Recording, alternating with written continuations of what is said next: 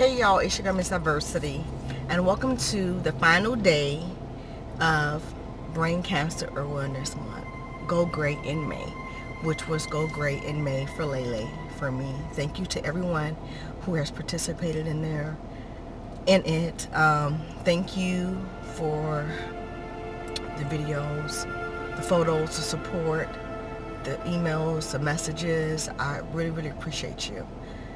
Today, on this final day, I finally built up the courage to share Lele's story, our story, because everyone in the house is affected. Although Nalea has the brain tumors, it affects everyone in our house, everyone. I would like to warn you, it is a sensitive subject, and there will be some sensitive images, so if that bothers you, then you may not want to watch this video. I don't recommend children watching this video without notifying their parents first, because like I said, some of the images can be disturbing, and I don't want to accept anyone, but I just want to give you a peek in my life and to Lele's life, her fight, my little warrior.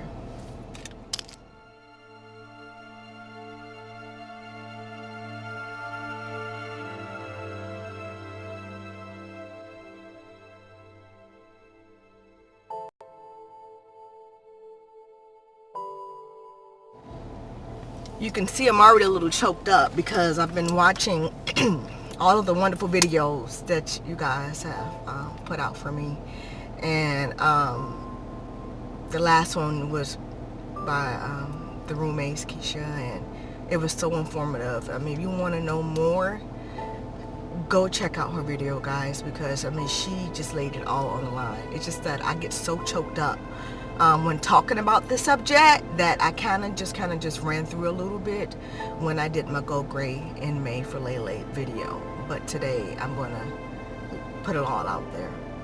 So if you didn't know, my name is Keisha. I'm Keisha, aka Miss Diversity, and my daughter Nalea, or Lele as you know her by, she suffers from brain tumors. But to properly tell the story, we need to start from the beginning, okay? So we're going to start from the beginning.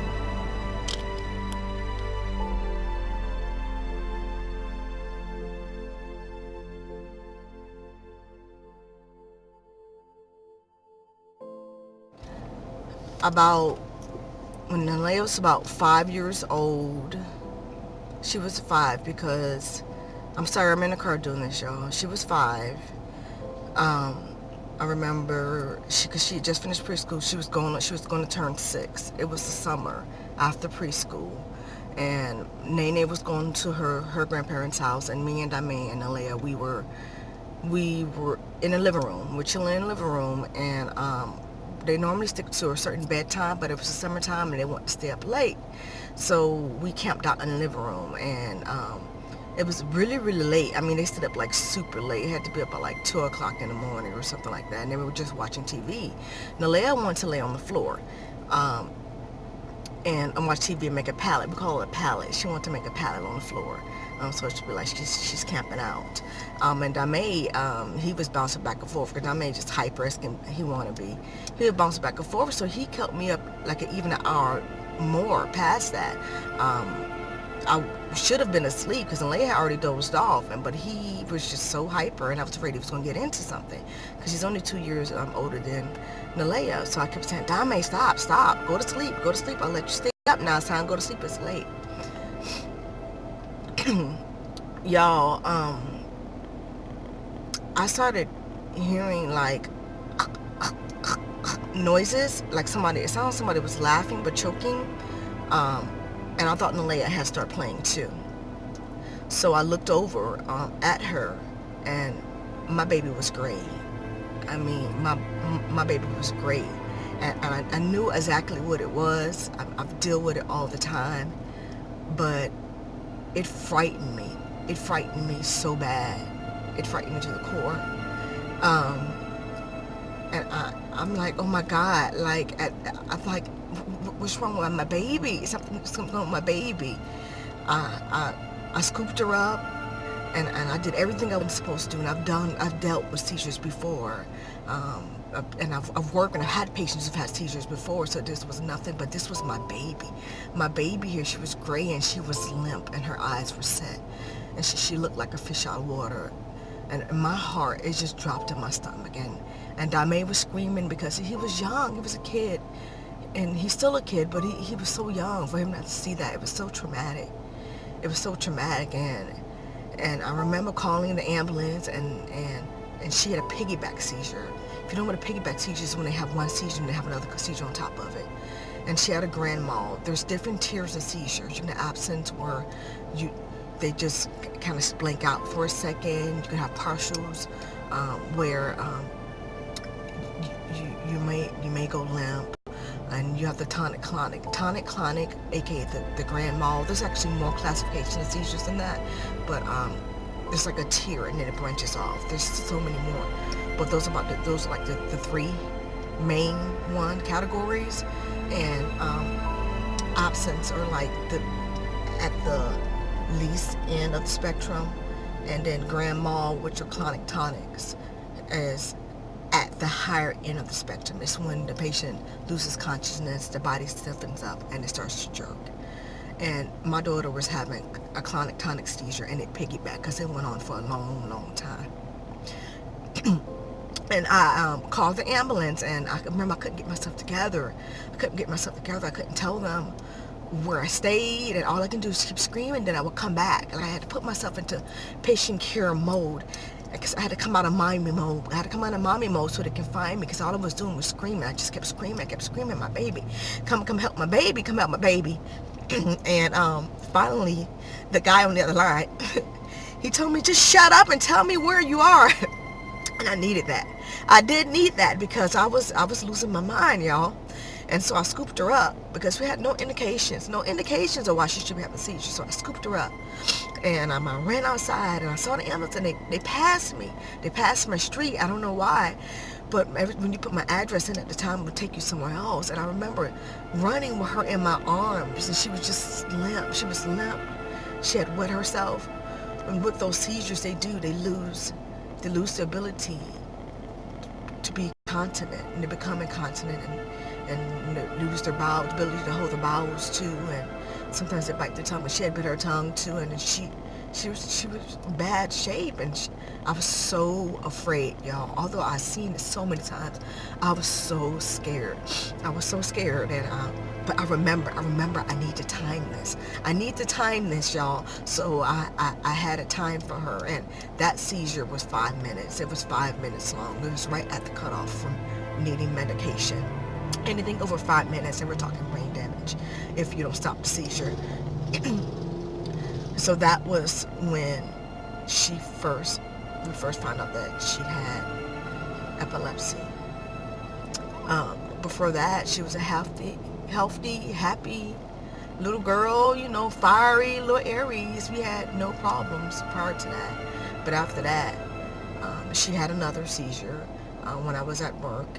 And at that time, I was working like at a hair salon, I think, at that time. And I decided, I need to stay home with my baby, because I couldn't take it. She was with her godmother at the time. I'm like, I can't take it anymore.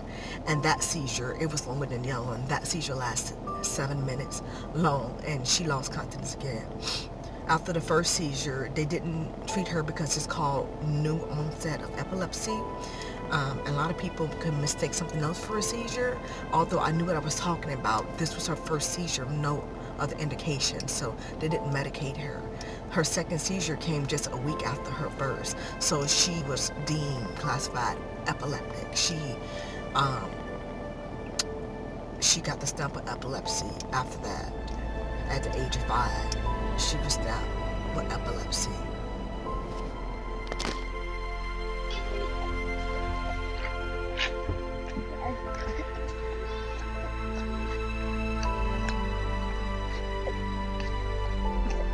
It's okay. Give me the medicine. It's okay. I got it right here.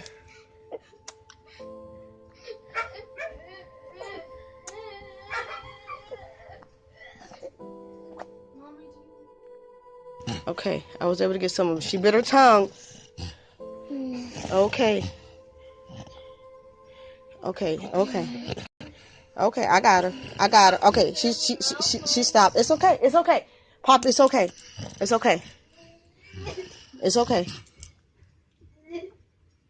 It's okay. It's okay, baby. Poppy, it's okay.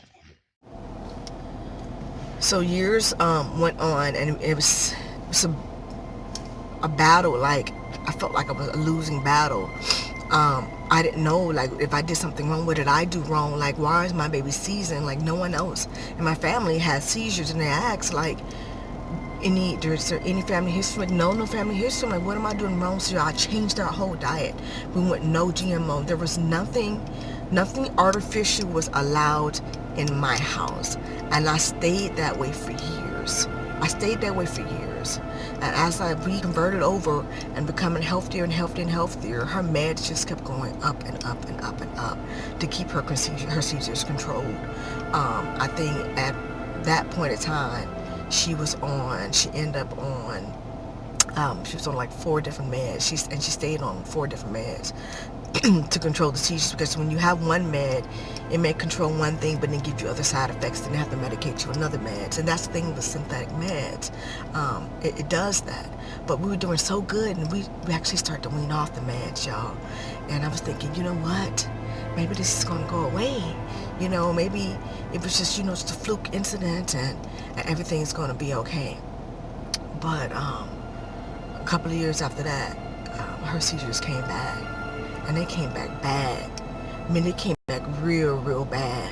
Like, I've never seen them before. When I look at her seizure and I see her seize, I pay attention. I pay attention to what part of her body is affected, her facial expression, and her seizures came back really bad. And I said, something's wrong. Something's not right. And the doctors are just, they all they did, they were just up on their beds. At this point, my baby was like on 7 different meds. And I said, no, something's not right. Because on her original MRI, it was clean. It was fine. So I called her doctor and I said, no, you need to scan her again, because something's changed. And something's not right with my baby. And so my doctor, she called us and she said, go ahead and do an MRI. And they did an MRI on her, and it was the summer. It was last summer. I remember it vividly. It was last summer. It was in May. It was in May, actually. May now. Last summer in May, they did a scan on her towards the end, and then we went out of town, and we came back, and it was a couple of weeks later, and I got a phone call from the doctor, and she was hesitant. I'm like, why is the doctor calling me? Because normally they have like the medical assistants to call me to give me results and stuff like that. I mean, why is the doctor calling me? She left a message for me to call her back, and I called her back, and I was a little apprehensive, because I know if the doctor's calling you, it's not good news. And next year will make 2 years. She called me in last year, June. I never forget it. She called me and she said, Mrs. Nguyen? She said, yeah, are you doing okay? I said, yeah. She's Indian and she has like an accent. And I said, yeah, I'm doing okay. She said, how's Alea? I said, she's doing okay. She's just a little tired. She's still complaining of the numbness. She had the numbness. She said, oh yeah. She said, that's to be expected. And she said, are you driving? And I said, no, I'm not driving. I'm okay. And I got even scared. I was trying to remain calm. I'm like, what is she going to tell me? And she said, Mrs. And she said, we got the reports back. And we found something. And it looks like tumors. We think she has tumors. Y'all must. My heart dropped in my stomach. Because I'm like, I'm doing everything right. I'm doing everything right. Why? Why does my baby have to go through this, y'all? I fell to my knees. I'm like, this can't be real. I know this is not real. She's just a baby. She's just a baby, y'all.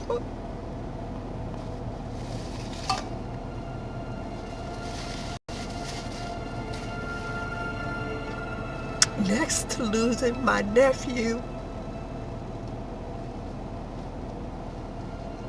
that was one of the worst,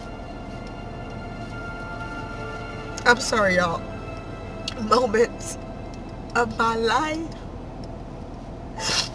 because I thought we were doing good. I knew in my soul something was wrong, but I still wanted to hear that everything's clear, it's okay. It was just a freak incident. And from there, it kind of started going downhill. It just kind of started going downhill, y'all.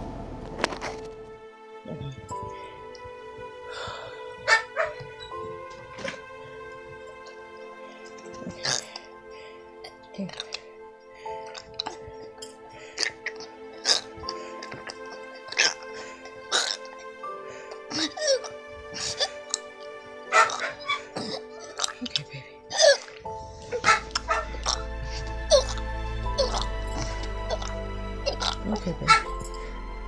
Okay.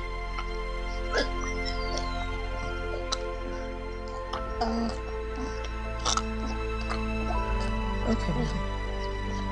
Okay, baby. Okay, baby.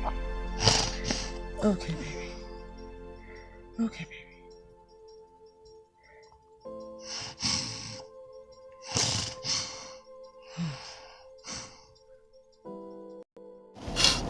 Her seizures that were getting better, she was starting to have them. She was starting having them monthly and weekly, and her meds just went up and up and up. At one point, I think my baby was on like 9 different medications. Her legs would go numb.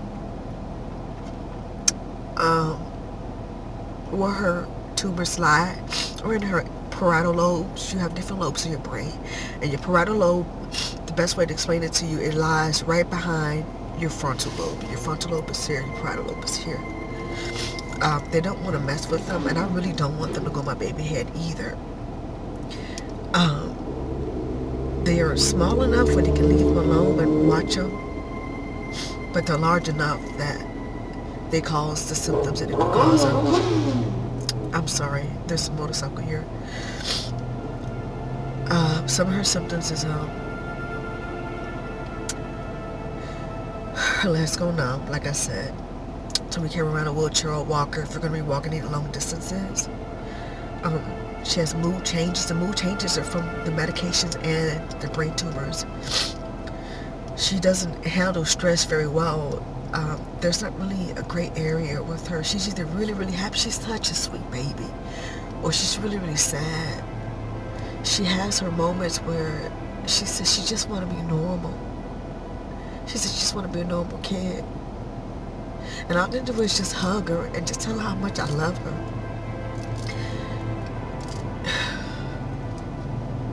Her memory is affected. Certain things she don't remember, like she can't remember, which affects her school. It affects her school. She's hospital homebound. Her teacher comes to us because she doesn't have the endurance. That's another thing to make, like I said, to make it. I'm sorry, I hope you can hear me. To make it through classes. So she doesn't really socialize with a lot of people, and it's just recently been revealed to me by her that she doesn't want to be around the kids because she says they ask her too many questions and it makes her feel bad. And I said, baby, I don't want to make you feel bad. At the same time, I want her to have friends. 24 hours a day, 7 days a week, it's me and her. It's me and her. That's why I said she's my buddy. That's my buddy. She can't sleep alone because her seizures are normally prolonged, meaning they're normally over 5 minutes. And she has to have a breakthrough, they call it rescue medications that I have to administer to her. So that's why I'm tired a lot, because I don't really sleep well. Even if I medicate myself, I still don't go into a deep sleep because my body, I'm always on guard if she's going to seize. The bad thing about seizing too long, like I told you before, is deprivation of oxygen to the brain. And when the brain doesn't have oxygen, it starts to die. You get infarcts, it starts to die. So any seizures over 5 minutes, you want to stop. And so I have to,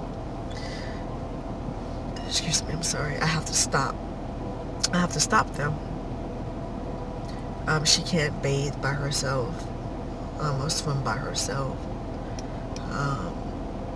She has to have someone bathe, so there goes her privacy because someone has to be in there with her, because if she seizes in the bathtub, then she's going to drown. She would drown. Yeah. My baby's a warrior, though. She really is. I told her, you are not your illness, baby. You are not. You could be whatever you want to be. She wants to be a baker. She said an artist and a baker. And her end goal is to own a chain of bakeries because she wants to bake cupcakes and things like that, and design it. And I said, baby, you can do that. You can do whatever you want. Y'all, for the longest time, I was living like I was going to lose my baby. Like I would just let her eat any and everything. But now recently we cleaned up my diet because I need to live like I want to keep my baby. And get her more active, as active as she can be, as she can tolerate. Some other things, like I was saying, she doesn't like a lot of stimulation, and she has to have a schedule. We have to stick to a schedule, or it throws her off whack. And she'll have a breakdown. If people on the outside looking in, they thinking, oh, this little girl is just not getting her way, and they really don't truly understand what's going on. When we go to the grocery store, sometimes she wants to try to walk, so I'll get 2 carts because I know eventually, she's going to end up in one of those carts. And when people see, they're like, won't you get up and walk? And it irritates me so much how ignorant people are. That's why I got her that shirt that says, I don't look sick. Well, you don't look stupid either. Looks can be deceiving, because looks truly can be deceiving. You don't know what a person's going through. And then when I tell them she has brain tumors, that's why she's in this cart. I'd rather her ride in this cart than her to fall on your floor. Then they shut up and recount what they're saying. Y'all, people think before you say things, 'cause you don't know what's going on. You don't. That's why I think before I say anything to anyone. Y'all, Lele is so inspirational to me because a couple of years ago, I got in a bad car accident. This was after her epilepsy, before her brain tumor diagnosis. And, I was a little woe is me because I couldn't do the things that I was able to do, and that put a lot on my mentees because I'm so used to being independent. And I'm quite sure that she feels the same way because she's so used to being independent. And so now she has to depend on everyone. Like, she can't even take a bath by herself. And I know that may make her feel some type of way. And so I see her and I start sucking stuff up, my little complaints up. I'm like, if my little girl can do it, I can do this.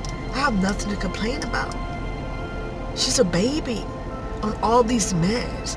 7 different doctors always poking and prodding on her. If she can do this with a smile, then I need to shut up and I need to continue on with a smile. It makes you grateful.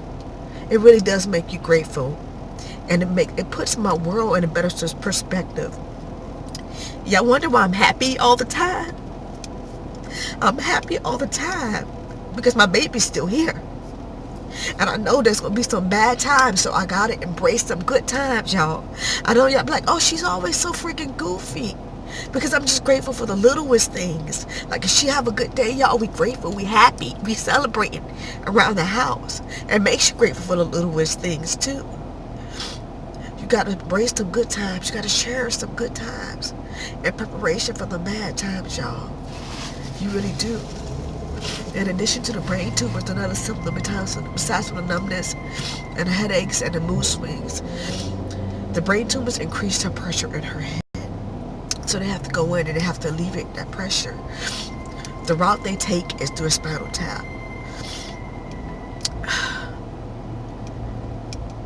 Her last seizure that she just recently had, which was not too long ago, was because her pressures were increased.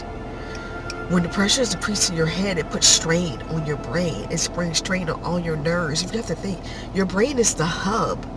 Your brain is the center, the main center that sends signals to everything in your body. Your brain is sending signals to your heart to tell your heart to beat.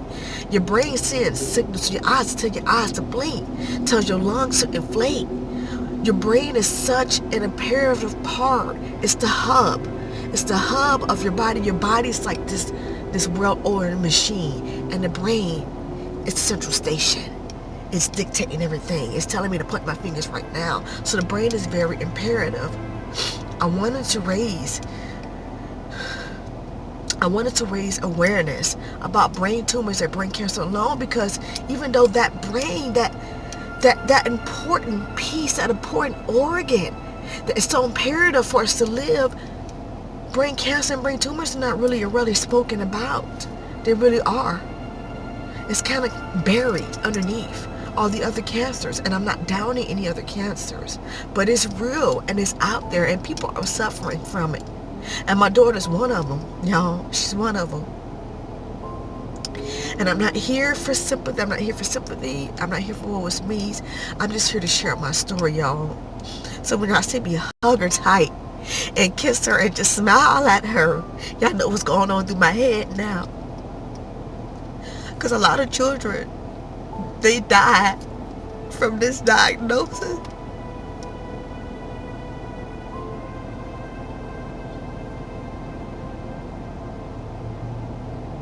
And so I cherish each day.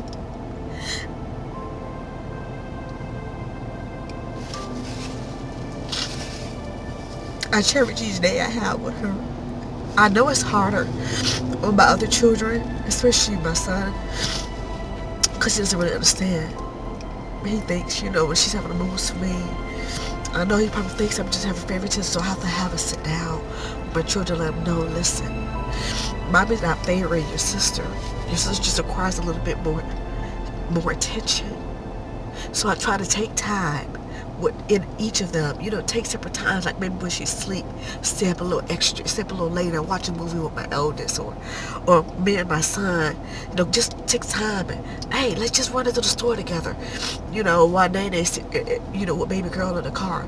Just take little times. Or right now I'm not practicing with him, and normally I'll sit there, I'll watch him, and just take time with him, let him know that I don't love you any less.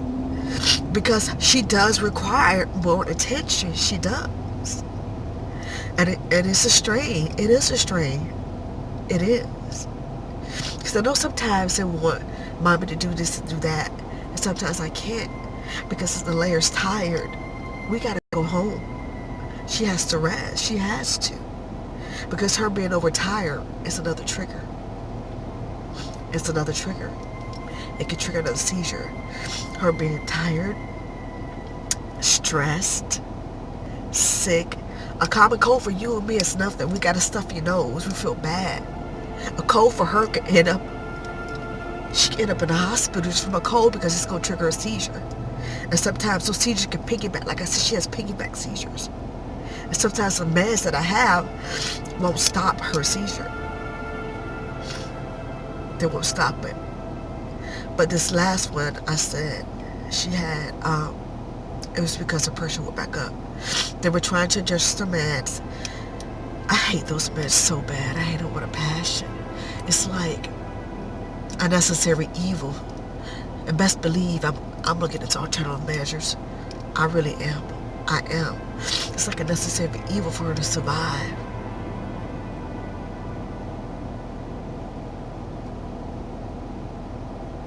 Just to live a normal life. It's somehow normal life. But I tell her every day, what's normal, baby? What's normal? People probably think I'm weird. What is normal? You are normal, baby. Normal is up for interpretation. And I show her so many people. There are people born with no legs and no arms, and they don't let them stop them. They don't let that stop them, so don't let this stop you. You are not your illness, baby. Yes, you have an illness, but you're not sick. Don't be that sick. Don't be sick in a state of mind. You do anything and everything that you want to do, that you're able to do, baby. You do it. So that's why I go gray. That's why we go gray in May for Lele. And for any and everybody who is affected by this horrible, horrible disease. We go gray for you. And know that you are not alone. You are not alone. There are so many other people out there, but like I said, it's not talked about. There's so many people out there suffering from the same thing. There's so many people that are lost people from the same thing. You are not alone. You are not alone. Anyway, I hope that our story has brought you some insight. I know I rambled a lot. It's very emotional for me. I love you all. Stay safe. Stay uplifted. Stay grateful. Go hug your kids. Kiss your mama. Kiss your daddy. Y'all call your grandmama. Just be appreciative, y'all. Just love up on your family. Love up on them, okay? And when you're going through your darkest hours, just stop and think that somebody might be going through something worse than you. I love you all. See you later.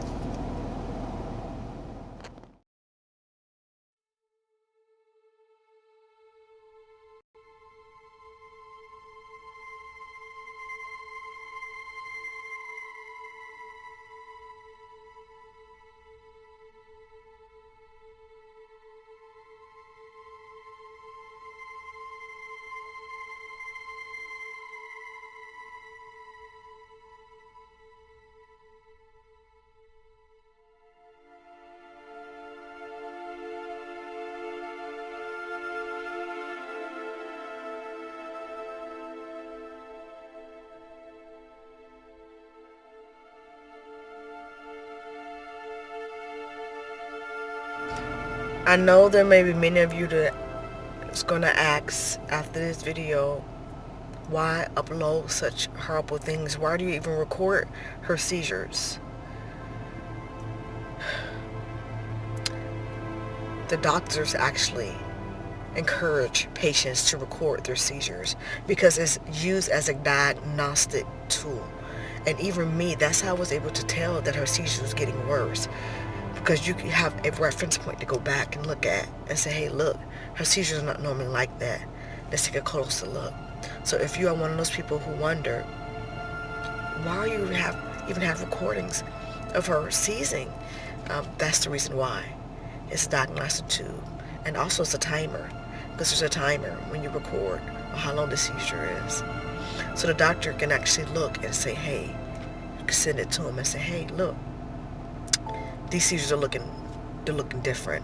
We want you to go ahead and bring her in sooner than her normal visit.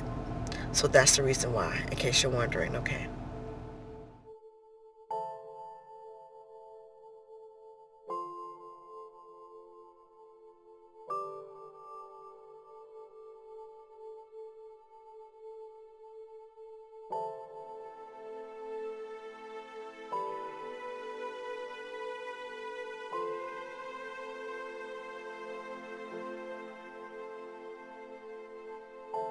Work.